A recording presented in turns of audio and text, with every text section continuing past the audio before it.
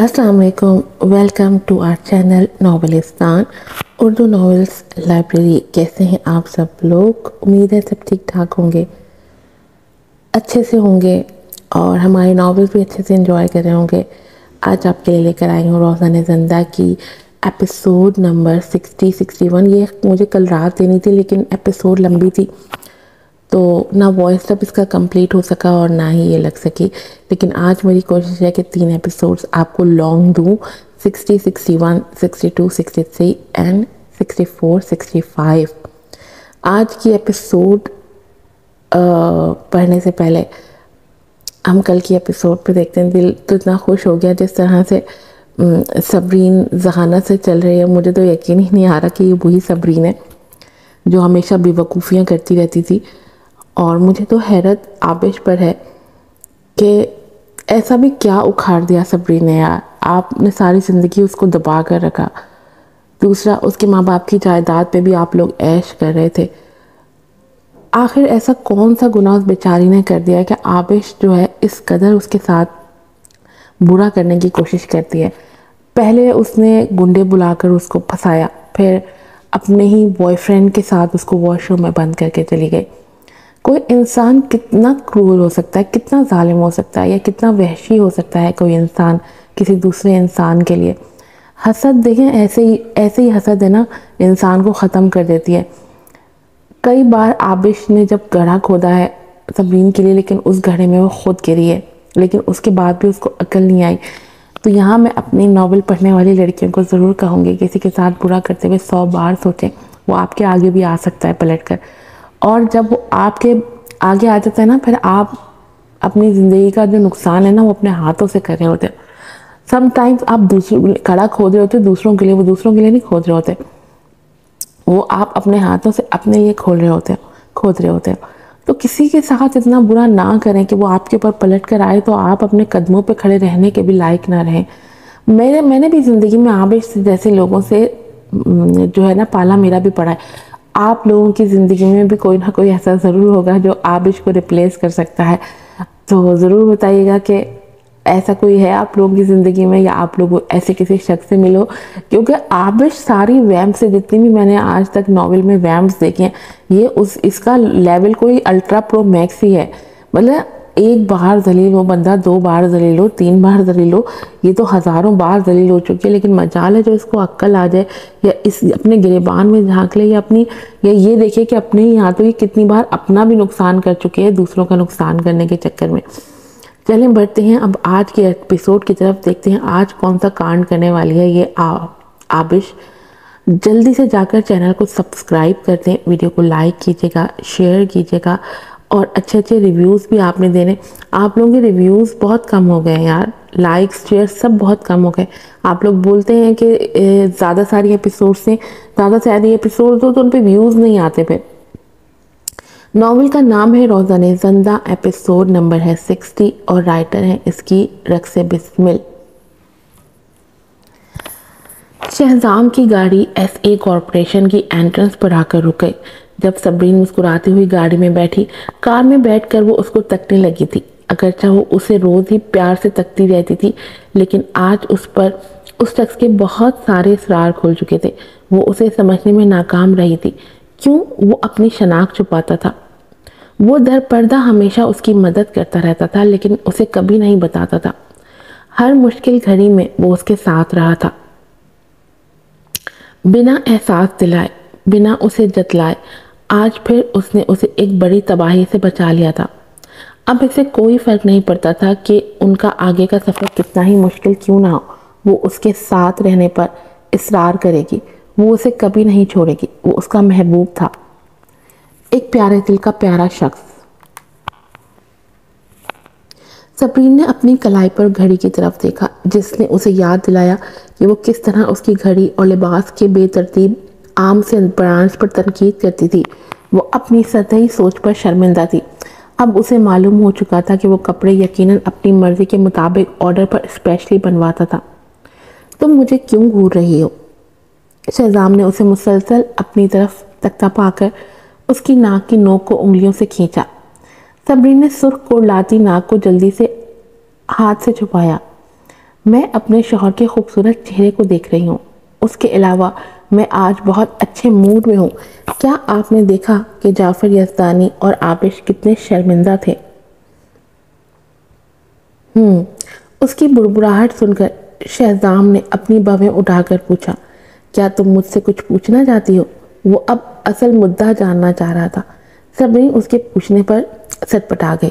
وہ واقعی اس سے اس کی شناخت پوچھنا چاہ رہی تھی، لیکن جب اسے دانش سوری کے کہے الفاظ یاد آئے کہ شہزام بھائی کو اپنی شناخت ظاہر ہونے سے نفرت ہے، وہ اسے پسند نہیں کرتا، تو وہ اپنی جگہ پر خاموش رہ گئی کہ اگر ایسا ہے تو ایسا ہی صحیح۔ اسے بہرحال اس سے مسئلہ نہیں تھا، وہ اسے پوچھ کر اسے پریشان نہیں کر سکتی تھی۔ تبھی نفی میں سر ہلا دیا، نہیں۔ اس کی بات پر شہزام نے اس سے نظر ہٹا لی اور سنجیدگی سے گاڑی ڈرائیو کرنے لگا۔ صبرین سے رہا نہ گیا تو جھک کر اس کے گال پر محبت سے کس کر دی۔ شہزام دنگ رہ گیا، اسٹیئرنگ وہیل پر اس کے ہاتھ لرز گئے۔ جب میں ڈرائیونگ کر رہا ہوں تو مجھ سے فلرٹ مت کیا کرو بیوی، وہ بے بسی سے گھمبیر لہجے میں بولا۔ اس کے لہجے کی گھمبیرتا پر صبرین کے گال سرخ ہوئے تھے۔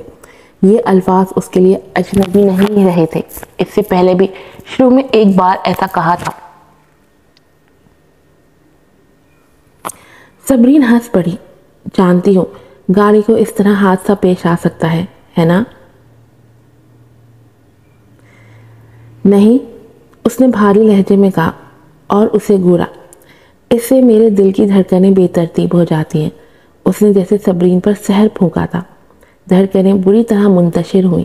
اس نے بے ساختہ گہری سانس لے کر دل پر ہاتھ رکھ کر دل سنبھالا تھا۔ گاڑی میں اچانک ہی فضا گرم ہو گئی تھی۔ صبرین کا دل بے اختیار دوبارہ سے اسے چومنے کو ہمکنے لگا، لیکن وہ نہیں چاہتی تھی ایسا کر کے گاڑی کو حادثہ پیش آئے۔ بہرحال اسے اپنے ساتھ اپنے شوہر کی جان عزیز تھی۔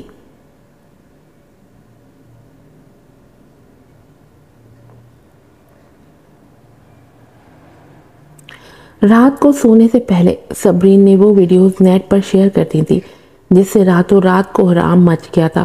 ہر ایک جان گیا تھا۔ لوگ فون کر کے جعفر یزدانی کو آفر کر رہے تھے کہ اپنی بیٹی کو ایک رات کے لیے اس کے پاس بھیج دے، جس پر جعفر یزدانی غم و غصے اور شرمندگی سے پاگل ہو رہا تھا۔ جب فون کالز کی تعداد بڑھ گئی تو اس نے فون آف کر دیا۔ کچھ ہی دیر بعد کچھ سرمایہ لوگ اس کے پرسنل نمبر پر کانٹیکٹ کرنے لگے۔ ایک رات کے لیے اپنی بیٹی کو بھیج دو، بدلے میں ہم آپ کے ساتھ ہر پروجیکٹ کرنے پر تیار ہیں۔ Shut up! جعفر یزدانی کا جسم غصے کی شدت سے کانپنے لگا۔ اپنی زبان کو لگام دو ورنہ کاٹ کر رکھ دوں گا۔ ہاں، فون پر آدمی کا مکروہ کہا گونجا، پہلے اپنی بیٹی کو تو لگام دے لو، نہ جانے کتنوں کے ساتھ سوئی ہے۔ ہاں، بکواس بند کرو کتے۔ جعفر یزدانی نے فون کی تار نکال دی اور غصے سے اٹھا۔ اپنی ماں کے کمرے سے اس کی سیارے والی اسٹک اٹھائی اور غصے سے پاگل ہوتا عابش کے کمرے میں آیا۔ عابش اس وقت سو رہی تھی جب خود پر پڑنے والے ڈنڈے کی چوٹ سے چیخ کر اچھل پڑی۔ جعفر یزدانی اس کے چیخنے کی پرواہ نہ کرتے لگاتار اسٹک سے اسے مارنے لگا۔ اپنی زندگی میں پہلی بار وہ اس قدر ذلیل ہوا تھا۔ اس نے سوچا تھا ایس اے کمپنی کو آسانی سے حاصل کر لے گا، لیکن نتیجہ اس کے الٹ ہوا تھا۔ نہ صرف کمپنی اس کے ہاتھ سے نکل گئی تھی بلکہ اس کی عزت اور وقار تک ڈوب گئے تھے، اور اس کی وجہ صرف اور صرف اس کی بیہودہ بیٹی تھی جس پر اس نے اعتبار کیا تھا۔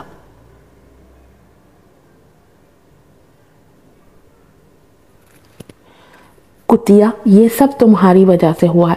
وہ پاگلوں کی طرح چیخ رہا تھا۔ جب سے ہماری زندگی میں واپس آئی ہو، نہ صرف میری کمپنی ڈوب گئی بلکہ ہماری ساکھ بھی برباد ہو گئی۔ میں اس عمر میں خوار و ذلیل ہو رہا ہوں تو تمہاری وجہ سے، صرف تمہاری وجہ سے۔ وہ دھاڑا۔ نہیں ڈیڈ، عابش چیخنے لگی اور باپ کے قدموں میں گر کر رونے لگی۔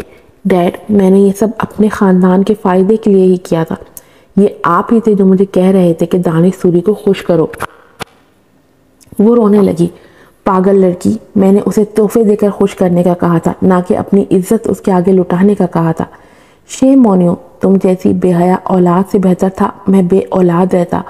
وہ سر پر ہاتھ رکھ کر نیچے بیٹھ گیا، رونے لگا۔ پاگل ہو گئے ہو کیا؟ کچھ بھی ہو، آبش ہماری بیٹی ہے۔ صالحہ چیخوں پر بھاگتی ہوئی حواس باختہ سی اندر آئی تھی اور بیٹی کو گلے لگا کر شوہر کو ڈانٹنے لگی۔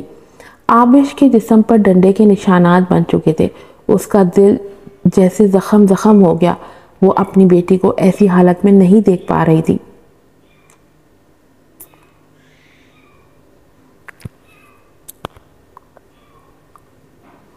اس جیسی بیٹی سے اچھا تھا میری کوئی بیٹی ہی نہ ہوتی۔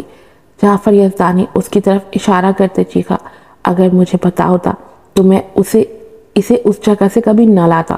سالوں سے یہ گمشدہ تھی تو گمشدہ ہی رہتی۔ اگر تم نہ ہوتی تو کیا میں صبرین سے دھوکہ کرتا؟ اگر تم مجھے نہ ورغلاتی تو کیا میں اپنی ہی ماں کو اپنے ہاتھوں سے مارتا؟ اس نے پاگلوں کی طرح اپنے ہاتھ دیکھے۔ اگر یہ تم نہ ہوتی تو بھلے صبرین ایسے کمپنی جوائن کرتی، لیکن میری بات سنتی، میری بات مانتی اور مجھے چیئرمین ہی رہنے دیتی۔ آبش اس کی بات پر زرد پڑ گئی، اس کا جسم کانپنے لگا۔ صالحہ اسے گلے لگا کر چیخی، بس کرو، یہ سب اس ڈائن صبرین کا کیا دھرا ہے جس نے ہمیں زبردستی اس انتہا تک پہنچایا۔ لیکن تم اب بھی اپنی بیٹی پر الزام لگا رہے ہو اور اسے مار رہے ہو۔ تم صرف یہ جانتے ہو کہ اپنا غصہ کیسے نکالا جائے۔ کمال ہے، تمہیں اب بھی یہ کہنے کی ہمت ہے۔ تم نے بہت اچھے سے اپنی بیٹی کی پرورش کی ہے، اس میں کوئی شرم رہی ہے نہ کوئی حیا رہی ہے۔ مجھے سب سے زیادہ افسوس اس بات کا ہے صالحہ کہ میں نے تم سے شادی کی اور اسے جنم دیا۔ جعفر یزدانی کا لفظ پچھتاوے میں ڈوبا ہوا تھا۔ ٹھیک ہے، چونکہ آپ کو اس بات پر افسوس ہے تو پھر ہم یہاں سے نکل جاتے ہیں۔ صالحہ نے روتے ہوئے باہر جانے سے پہلے آبش کا ہاتھ پکڑا اور اسے سنبھالتی ہوئی کمرے سے باہر نکل گئی۔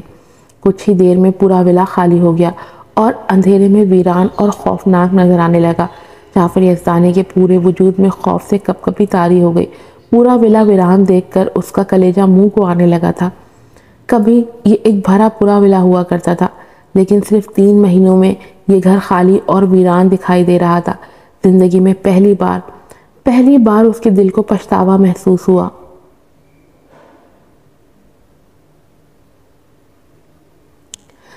دوسرے دن صبح اسے کمپنی کی طرف سے کال موصول ہوئی کہ اسے بورڈ آف ڈائریکٹرز کے عہدے سے برطرف کیا جا چکا ہے۔ یہ سنتے ہی وہ غصے سے بھرا ہوا وہاں پہنچا تھا، لیکن سیکیورٹی گارڈز نے اسے اندر جانے سے روک دیا۔ جب اس نے ان کو دھمکی دی تو گارڈز نے اسے دھکے دے کر وہاں سے نکال دیا۔ اب اس کے پاس کچھ بھی نہیں بچا تھا۔ غصے اور تعصب سے بھرا ہوا وہ ایک بار میں جا بیٹھا، رات تک وہاں پیتا رہا۔ رات کے 12 بجے وہ کافی افسردہ گھر واپس آیا۔ پورا ولا تاریکی میں ڈوبا ہوا تھا۔ نشے میں دھت چکراتے ہوئے حواس کے ساتھ وہ دروازہ کھول کر اندر لیونگ روم میں داخل ہوا۔ اندر کہیں بھی لائٹ نہیں جل رہی تھی۔ اندھیرے میں صرف چھت تک جاتی کھڑکیوں کے شیشوں سے چاند کی دودھیا روشنی آ رہی تھی۔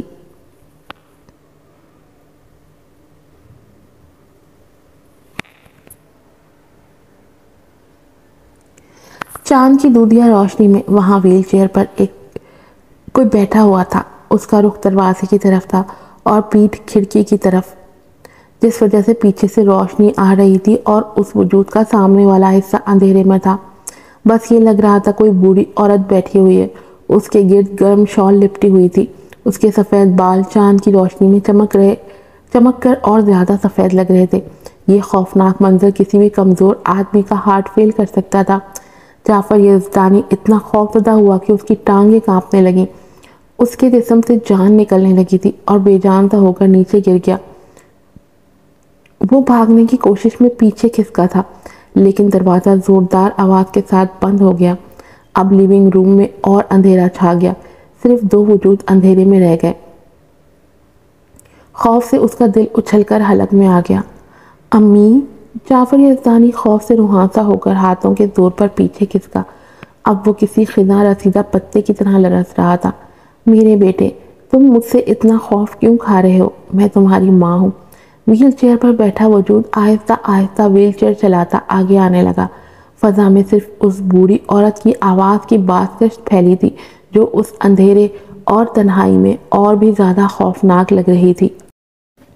جعفر یزدانی خوف سے زرد پڑتا پھٹی پھٹی آنکھوں سے اسے گھورتا اپنے وجود کو پیچھے گھسیٹنے لگا، لیکن وہ وجود رکا نہیں تھا، مسلسل آگے بڑھ رہا تھا۔ امی امی آگے مت آنا، دیکھو آگے مت آنا پلیز، یہ میں نہیں تھا جس نے آپ کو مارا، میں نہیں، وہ اٹک اٹک کر بولا۔ خوف سے اس کے پورے وجود میں سنسناہٹ ہو رہی تھی، اس کا پورا وجود پسینہ پسینہ ہو رہا تھا، ساتھ ہی وہ پیچھے بھی گھسیٹتا جا رہا تھا۔ تو تم کہتے ہو تم نے مجھے نقصان نہیں پہنچایا؟ ہاں ہاں ہاں ہاں، کمرے میں بوڑھی عورت کا خوفناک قہقہہ گونج اٹھا۔ جانتی ہوں تم نے یہ سب شیئرز اور پیسوں کے حصول کے لیے کیا تھا، لیکن تم نے اپنی بوڑھی ماں کو اپنے ہاتھوں سے مار دیا۔ مارتے ہوئے تم یہ بھول گئے تھے کہ میں تمہاری ماں ہوں جس نے تمہیں پال پوس کر بڑا کیا۔ جب تم چھوٹے تھے تمہارا خیال رکھا، تمہیں انگلی پکڑ کر چلنا سکھایا اور تمہاری ہر خواہش پوری کی۔ اب میری روح بے چین ہے، اس لیے میں عالم ارواح سے واپس آ گئی ہوں۔ ویل چیئر قریب سے قریب تر ہوتی جا رہی تھی اور جعفر یزدانی کی سٹی گم ہو رہی تھی۔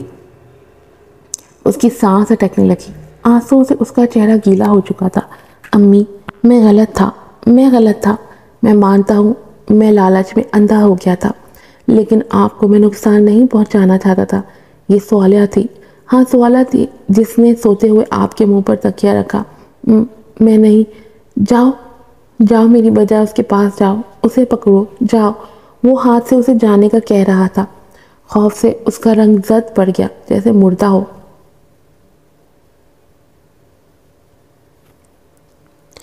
اگر تم اس پر راضی نہ ہوتے تو کیا وہ ایسا کرنے کی ہمت رکھتی؟ بولو۔ ہاں ہاں، بوڑھے وجود نے خوفناک قہقہہ لگایا اور پھر ساتھ ہی رونے لگی۔ امی مجھے معاف کر دو، جعفر یزدانی اپنے نقصان کا احساس کرتے ہوئے رو پڑا۔ مجھے اس ماں اور بیٹی نے ورگلایا تھا، میں یہ نہیں کرنا چاہتا تھا۔ امی مجھے افسوس ہے، پلیز مجھے جانے دو۔ اب جب کہ تم یہ مان گئے ہو کہ یہ تمہاری غلطی تھی تو آؤ اپنی ماں کے ساتھ چلو، میں تمہیں لینے آئی ہوں۔ میں تمہیں یہاں سے دور لے جاؤں گی جہاں نہ کوئی صالحہ تمہیں تنگ کرے گی اور نہ کوئی آبش تمہیں پریشان کر سکے گی۔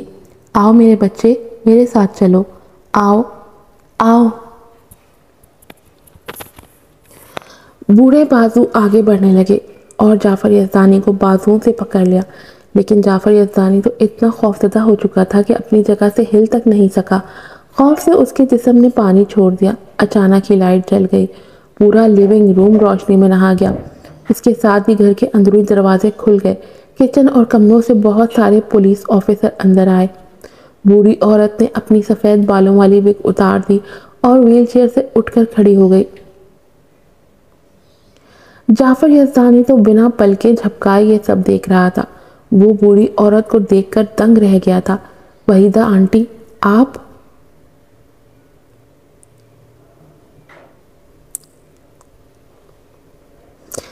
یزدانی صاحب، کسی نے آپ کے خلاف رپورٹ درج کروائی ہے کہ آپ نے اپنی ماں کا قتل کیا ہے۔ آپ کو اس جرم میں حراست میں لیا جا رہا ہے۔ پولیس آفیسر نے ہتھکڑی نکالی اور آگے بڑھ کر جعفر یزدانی کے ہاتھوں میں ڈال کر قفل لگایا۔ نہیں نہیں نہیں، جعفر یزدانی نے مکرنے کی کوشش کی۔ میں نے زیادہ پی لی تھی جس وجہ سے بکواس کی تھی، میں نے کچھ نہیں کیا، یقین کریں کچھ نہیں کیا، یہ الزام ہے۔ اس نے مکرتے ہوئے اپنی بات میں وزن پیدا کیا۔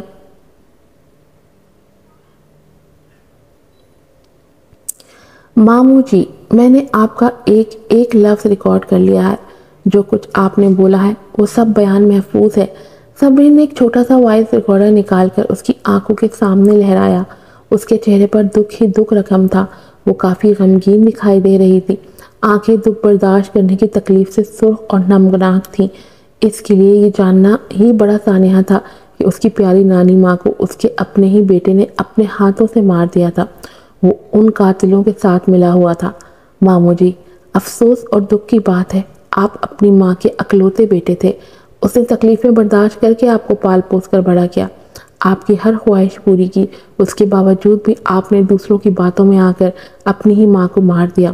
کیا آپ کو اب بھی یاد ہے کہ کس تکلیف سے تڑپ تڑپ کر انہوں نے جان دی تھی؟ آپ کا دل نہیں کانپا؟ کیا کبھی آپ کے ضمیر نے آپ کو لرزش نہیں کی؟ کیا کبھی تنہائی میں آپ کو پچھتاوے نے نہیں رسا کیسے بیٹے ہو آپ؟ اسے سک کر رونے لگی۔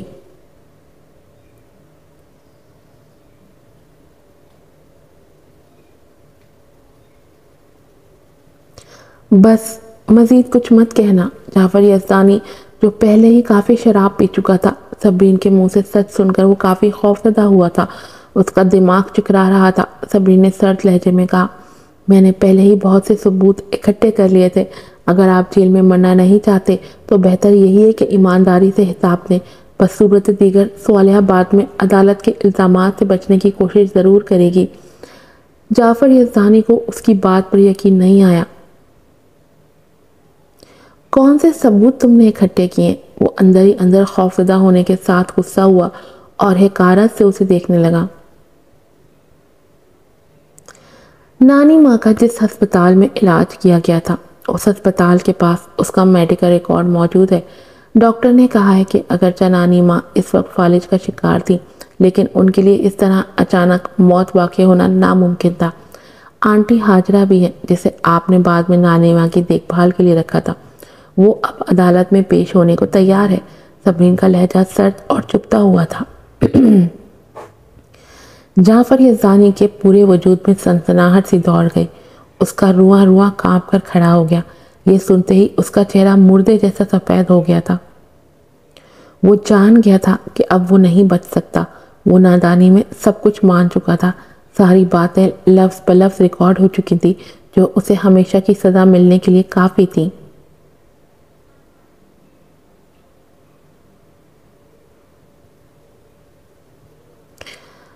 اگر اس نے اب بھی شاہدی نہیں دی تو اسے ساری عمر کے لیے جیل ہو جائے گی۔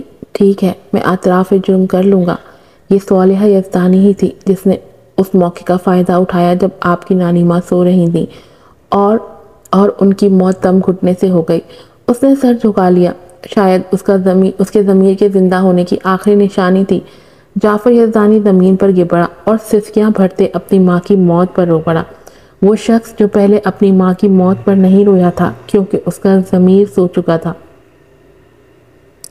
اسے روتا دیکھ کر صبرین کے ساتھ ساتھ وحیدہ آنٹی بھی رونے لگی تھی۔ انہیں امید نہیں تھی کہ بوڑھی والدہ کا انجام اتنا کربناک ہوگا اور وجہ موت اس کا اپنا بیٹا، بہو اور اس کی بیٹی ہوں گے۔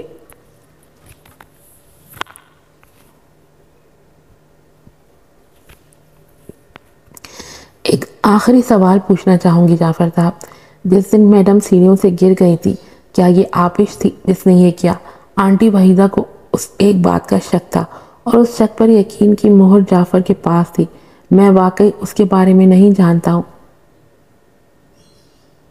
جعفر یزدانی نے نفی میں سر ہلایا، لیکن اپنے دل میں آپش کی شخصیت کے بارے میں سوچتے ہوئے اسے لگا تھا کہ شاید اس نے واقعی ایسا کیا ہو۔ تاہم اس کی صرف ایک ہی بیٹی تھی اور وہ نہیں چاہتا تھا کہ وہ جیل جائے۔ آخر میں جعفر یزدانی کو پولیس پوچھ گچھ کے لیے اپنے ساتھ لے گئی۔ صبرین نے مڑ کر اپنے پیچھے تاریک ولا کی طرف دیکھا۔ یہ کبھی اس کا گھر تھا، لیکن اب یہ وہ جگہ تھی جہاں وہ مزید قدم نہیں رکھنا چاہتی تھی۔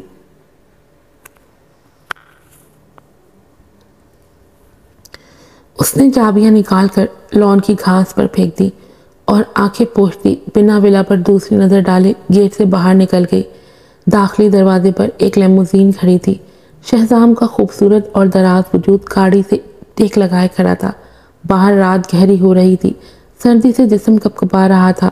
ہر طرف ہلکی ہلکی برف پڑ رہی تھی اور برف کے چھوٹے چھوٹے ذرات اس کے سر کے بالوں اور کندھوں پر گر رہے تھے۔ اس نے صبرین کو دیکھا جس کی خوبصورت آنکھیں رونے سے مصدوم ہو چکی تھی۔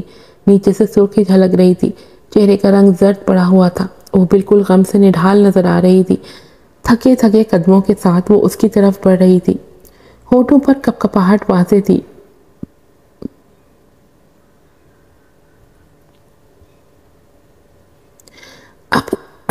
اب صبرین کے پاس اپنا کوئی گھر نہیں رہا تھا، کوئی رشتہ نہیں بچا تھا سوائے شہزام کے۔ شہزام کو دیکھ کر اسے لگا تھا کہ اسے ایک گھر مل گیا ہے، ایک سہارا مل گیا ہے۔ قریب آتے ہی وہ نڈھال سی اس کی باہوں میں گر گئی۔ یہ باہیں اس کی واحد پناہ گاہ بچی تھی۔ شہزام نے بازو واہ کر کے اسے خود میں سمیٹ لیا۔ وہ اپنا اوور کوٹ اس کے گرد لپیٹ دیا۔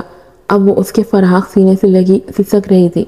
شامی، میں نے آخر کار اپنا بدلہ لے لیا ہے، صبرین اس کے سینے سے لگی بھاری آواز میں بولی، لیکن میں بالکل خوش نہیں ہوں۔ مجھے افسوس ہے کہ میں نے اپنی نانی ماں کے ساتھ زیادہ وقت کیوں نہیں گزارا، ورنہ وہ اتنی بری طرح نہ مرتی۔ اس کے آنسوں نے اس کی قمیض گیلی کر دی تھی۔ شہزام سوری کو دوسروں کو تسلی دینا نہیں آتی تھی۔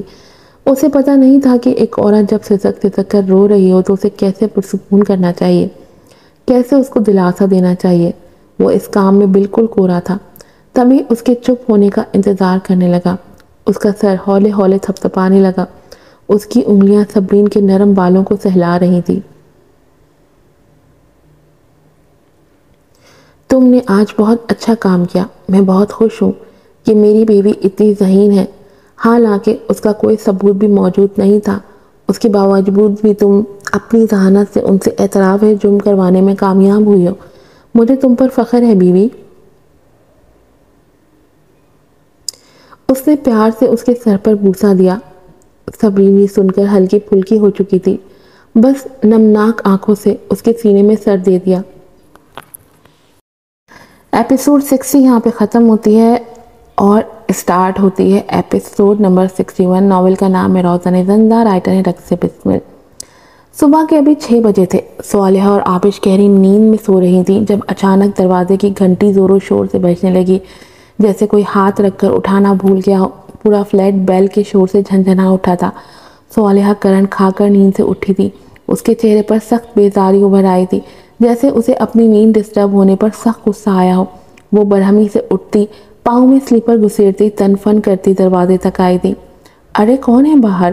صالحہ نے غصے سے دروازہ کھولا۔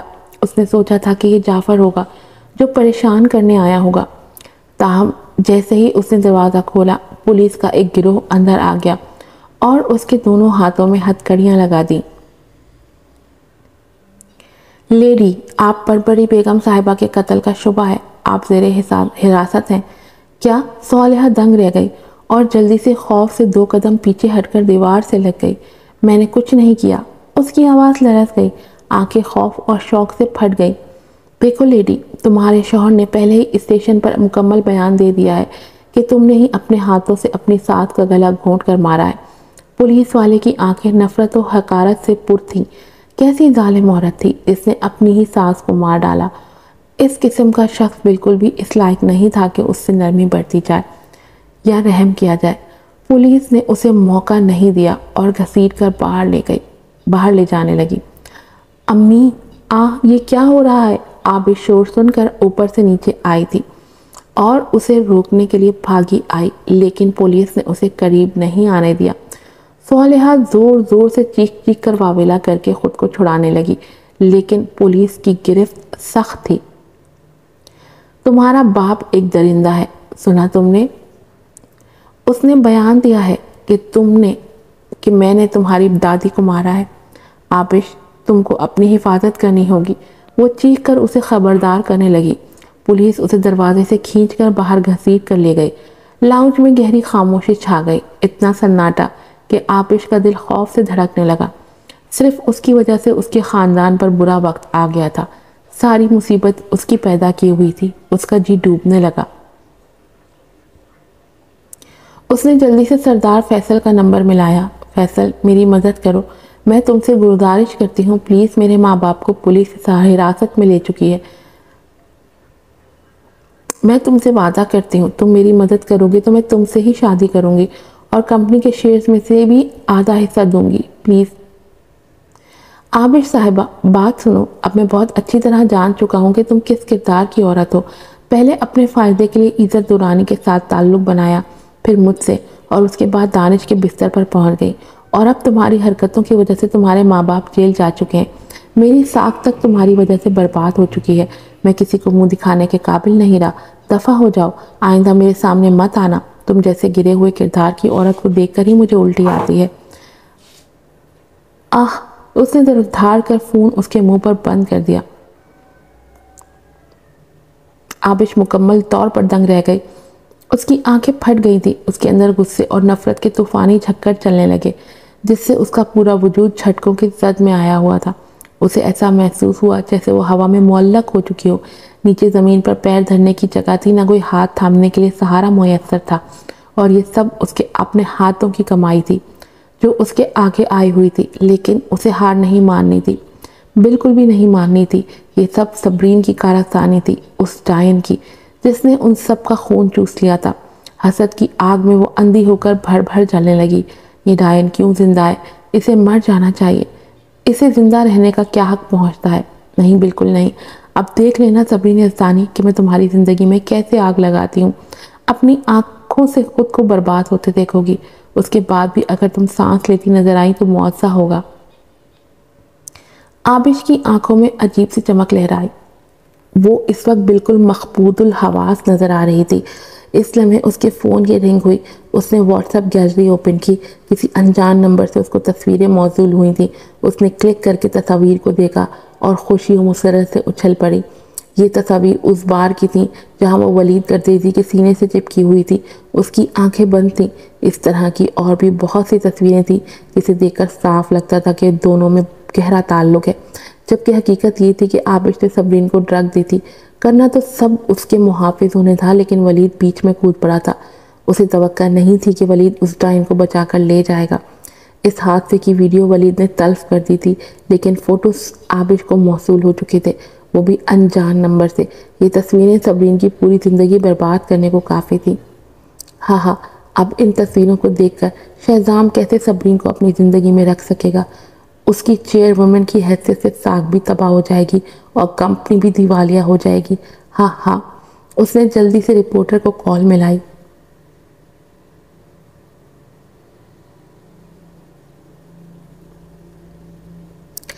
ابھی رات کے 9 بجے تھے۔ باہر مسلسل برف باری جاری تھی، ہر چیز سفید برف سے ڈھکی ہوئی تھی۔ فضا میں ٹھنڈک کے ساتھ خنکی بھی بڑھ چکی تھی۔ صبرین اپنے روم میں سوئی ہوئی تھی جب اچانک کچھ انہونی سی محسوس کر کے جاگ گئی۔ پیاس سے اسے اپنا گلا خشک محسوس ہوا۔ اس نے بے اختیار گہرے گہرے سانس لے کر خود کو پرسکون کرنے کی کوشش کی۔ سائڈ ٹیبل پر رکھے جگ سے گلاس میں پانی انڈیل کر پیا، تب اس کے اعصاب کچھ سکون میں آئے، لیکن ایک عجیب سی بے چینی تھی جو اس کے دل کے گرد لپٹی ہوئی تھی، جیسے کچھ برا ہونے والا ہو۔ حالانکہ اب جعفر اور صالحہ کا مسئلہ حل ہو چکا تھا، ان دونوں میاں بیوی کو عمر قید کی سزا ہو چکی تھی۔ خصوصاً اب اسے پرسکون ہو جانا چاہیے تھا، لیکن وہ نہیں تھی۔ کمبل ہٹا کر بستر سے اٹھ گئی۔ شہزام روم میں نہیں تھا۔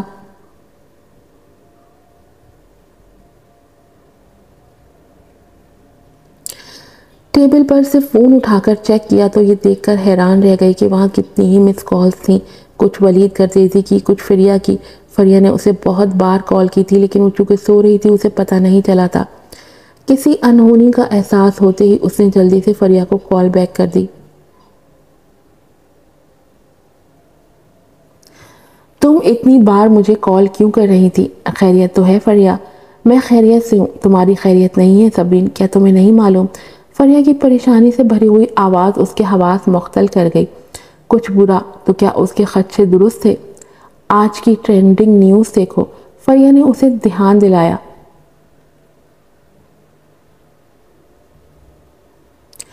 صبرین نے جلدی سے کال کاٹ کر ٹرینڈنگ نیوز پر کلک کیا۔ ایسے کارپوریشن کی خوبصورت جوان چیئرومین اپنے آشنا کے ساتھ رات گزارتے ہوئے، ساتھ ہی اس کی تصویریں تھیں جو کافی شرمناک تھیں۔ اس میں صاف لگ رہا تھا کہ صبرین نے ولید کے ساتھ رات گزاری ہے۔ کسی میں وہ اسے چمٹی ہوئی تھی، کسی میں اس کو کسنگ کر رہی تھی، جس سے صاف لگ رہا تھا کہ دونوں میں کچھ نہیں بلکہ بہت کچھ ہو چکا ہے، جبکہ حقیقت اس کے الٹ تھی۔ لیکن کون یقین کرتا یہاں جو سامنے دکھائی دیتا ہے لوگ اسی کو سچ مان کر یقین کر لیتے ہیں، پھر بھلے آپ لاکھ یقین دلاؤ، قسمیں کھاؤ، دلیل دو، کوئی یقین نہیں کرے گا۔ لیکن حقیقت میں دکھائی جانے والی چیز کی حقیقت کچھ اور ہوتی ہے۔ صبرین تصویریں دیکھ کر پوری جان سے کانپ گئی۔ حالانکہ کمرے میں ہیٹر جل رہا تھا، لیکن اس پر کپ کپی طاری ہو چکی تھی۔ پورا وجود طوفان کی زد میں آیا ہوا تھا۔ اس کے سر پر تو جیسے آسمان آ گرا تھا۔ وہ کھڑی وہاں لرز رہی تھی جب دروازہ زوردار آواز کے ساتھ کھلا۔ شہزام نے لات مار کر دروازہ کھولا تھا۔ اس کے چہرے کے تاثرات ایسے تھے جیسے کسی طوفان کو روک رکھا ہو۔ وہ خود پر بمشکل قابو کیے ہوئے تھا۔ صبرین اس کے تیور دیکھ کر دھک سے رہ گئی۔ تو کیا شہزام کو پتہ چل گیا؟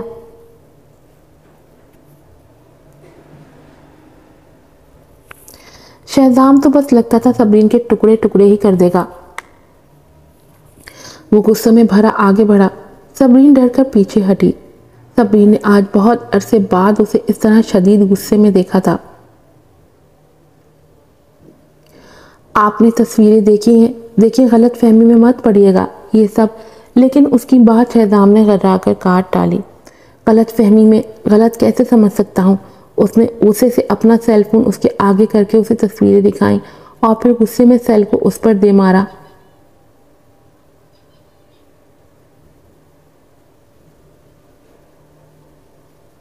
خود دیکھ لو، دیکھو خود کو۔ تم کہتی تھی تم ولید کو پسند نہیں کرتی، لیکن ان تصویروں میں تم اس کے ساتھ چمٹی ہوئی ہو، یہی نہیں اس کے کپڑے تک اتار رہی ہو۔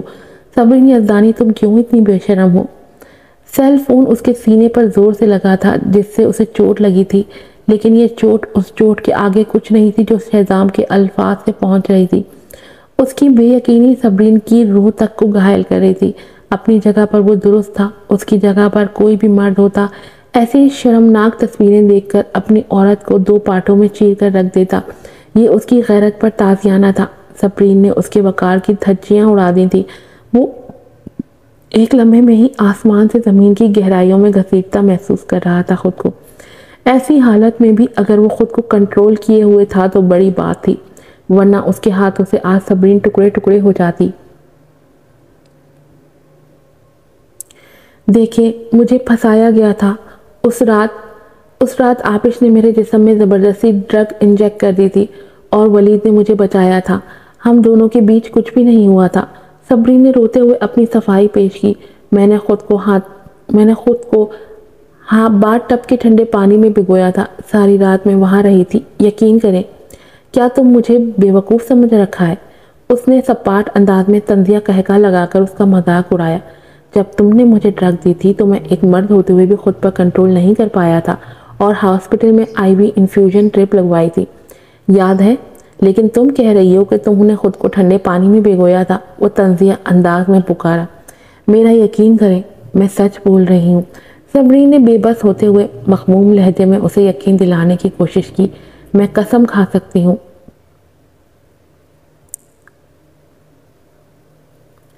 بکواس بند کرو صبرین یزدانی، میں واقعی تمہیں سمجھ نہیں سکا۔ شہزام جلتا بنتا اشتعال میں آ کر اچانک ہی اس کی تھوڑی کو زور سے پکڑا۔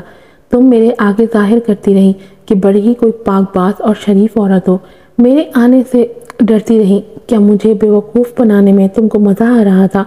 وہ دھاڑا صبرین سہم گئی تھی۔ اب مجھے یاد آ رہا ہے کہ یہ تصویریں کب کی ہیں۔ جب میں کچھ دن کے لیے بزنس ٹرپ پر تھا، میں نے گھر فون کیا تھا لیکن ملازمہ نے بتایا کہ تم ساری رات گھر واپس نہیں آئی ہو۔ اس نے چپتی نظروں سے اسے حقارت سے گھور کر اس کی تھوڑی چھوڑ کر اس کے بالوں کو پیچھے سے جکڑ کر اس کا سر اٹھا کر جھٹکا دیا، جس سے صبرین کی در سے سسکاری نکل گئی۔ میں نے کچھ نہیں کیا، کچھ بھی ہمارے درمیان نہیں ہوا تھا، میں اس سے محبت نہیں کرتی، یقین کریں شہزام۔ صبرین نے سختی سے اپنا سر نفی میں ہلا کر اس کی تردید کی۔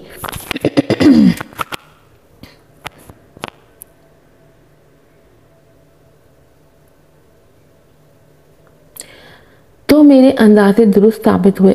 شہزام تو اس کی سن ہی کب رہا تھا۔ شک اور غصے نے اسے اندھا کر دیا تھا۔ میں نے تمہیں اس رات کال کی تھی، تمہاری آواز دبی ہوئی تھی، لیکن تم نے جھوٹ بولا کہ تم فریا کے ساتھ شاپنگ کر رہی ہو، جبکہ تم ولید کے ساتھ گل چھڑے اڑا رہی تھی، ہے نا؟ اس نے اشتعال میں اس کے بالوں کو پھر سے جھٹکا دیا۔ صبرین کو اپنے بال جڑ سے نکلتے محسوس ہوئے۔ اس کی آنکھیں مسلسل نیل بہا رہی تھی۔ وہ جیسے جیسے بولتا جا رہا تھا اس کا غصہ اور بڑھتا جا رہا تھا۔ یہ ایسا تھا جیسے اس کے دل پر کسی نے سخت وار کر کے زخمی کر دیا ہو اور زخم پر مسلسل نمک رگڑ رگڑ کر مل رہا ہو، جس سے اس کی تکلیف میں اضافہ ہوتا جا رہا تھا، اتنا کہ وہ سانس بھی نہیں لے پا رہا تھا۔ اس کے شکوک و شبہات اور الزامات پر صبرین کو اپنا وجود گہرے پاتال میں گرتا محسوس ہو رہا تھا۔ ان دونوں کے درمیان ابھی یقین نے نمو ہی پائی تھی۔ وہ واقعی نہیں جانتی تھی کہ اسے کیسے سمجھائے، کیسے یقین دلائے کہ وہ آئینے کی طرح شفاف ہے؟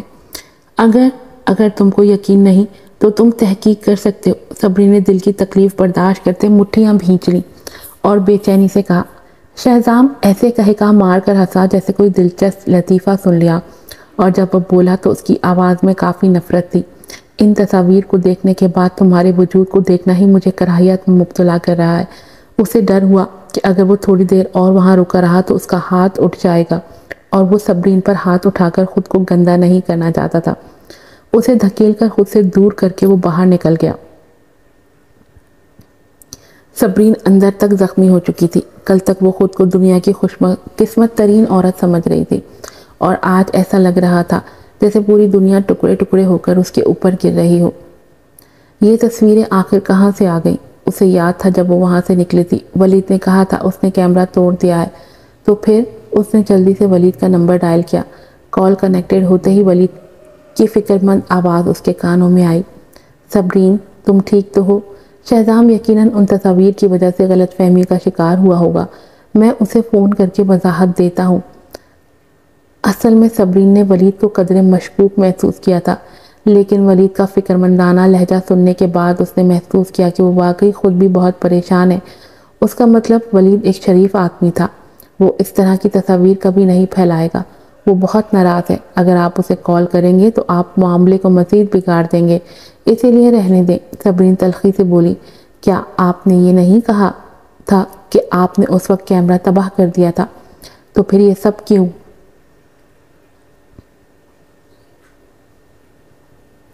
میں نے واقعی اسے تباہ کر دیا تھا، یقین کریں صبرین، میں نے اس وقت بھی اسے چیک کیا تھا۔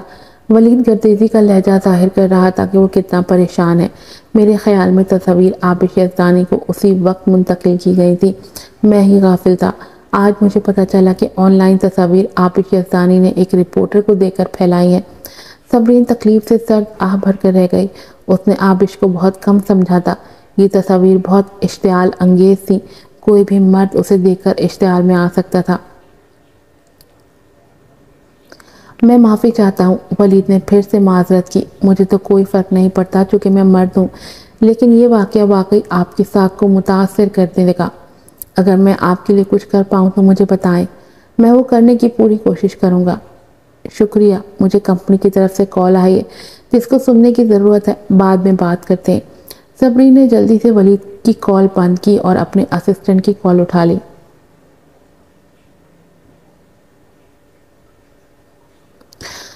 چیئروومن صاحبہ، جلدی سے کمپنی میں آئیں، آپ کے اس اسکینڈل کے بارے میں افواہیں گردش کر رہی ہیں اور کمپنی لائن کو رپورٹرز نے روک رکھا ہے۔ آپ کو جلد از جلد اس معاملے سے نمٹنا ہوگا۔ ٹھیک ہے، میں فوراً آتی ہوں۔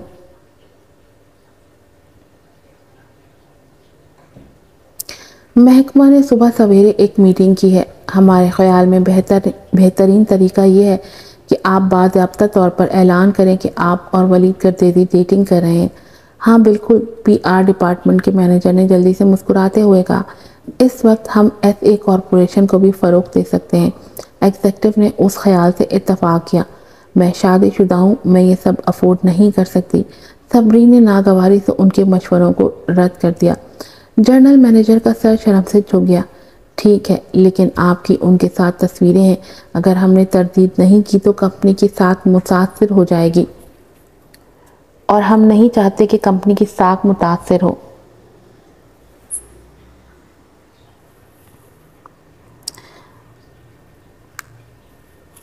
آپ براہ راست سرکاری ویب سائٹ پر یہ بیان دے سکتے ہیں کہ مجھے اس وقت نشہ آور دوا دی گئی تھی۔ صبرین نے کھڑے ہو کر ایگزیکٹو کی ناپسندیدہ نظروں کو دیکھا۔ میں صرف کمپنی کی وجہ سے اپنے شوہر کو تکلیف نہیں دے سکتی، بالکل اسی طرح جیسے آپ میں سے کچھ لوگ اپنی بیویوں کو صرف فائدے کی خاطر نہیں چھوڑ سکتے۔ Everyone has their bottom line. سب خاموش ہو گئے۔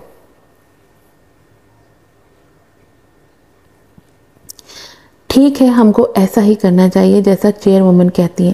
جنرل مینیجر نے اسبات میں سر ہلایا۔ جلد ہی ان کی ویب سائٹ پر تردیدی پوسٹ لگ گئی۔ تصویریں 1 ماہ پہلے کی کھینچی گئی ہیں۔ چیئروومن یزدانی کو ڈرگ دے کر پھنسایا گیا تھا۔ خوش قسمتی سے مسٹر ولید گردیزی نے ان کو بچا لیا۔ دونوں پارٹیز کے بیچ میں کچھ بھی نہیں ہے، دونوں پارٹیز آپس میں اچھے دوست ہیں۔ امید کرتے ہیں آئندہ اس موضوع کو گھسیٹنا بند کر دیں گے، شکریہ۔ اس کے بعد ولید گردیزی نے بھی ذاتی طور پر پوسٹ شیئر کر دی۔ اس وقت چیئر وومن صاحبہ کو ڈرگ دی گئی تھی، لیکن وہ بہت مضبوط قوت ارادے کے حامل خاتون ہے، انہوں نے خود کو ٹھنڈے پانی میں بھگو دیا تھا۔ مجھے امید ہے صرف کچھ فوٹوز کی وجہ سے لوگ فضول باتیں کرنے سے اعتراض کریں گے۔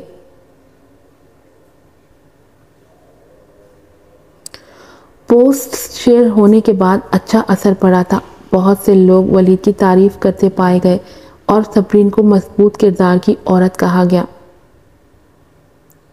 آج کی ایپیسوڈ یہیں پر ختم ہوتی ہے۔ میری کوشش ہے کہ ایک اور ایپیسوڈ آج پوسٹ کر سکوں، پھر ملوں گی نئی ایپیسوڈ کے ساتھ۔ السلام علیکم۔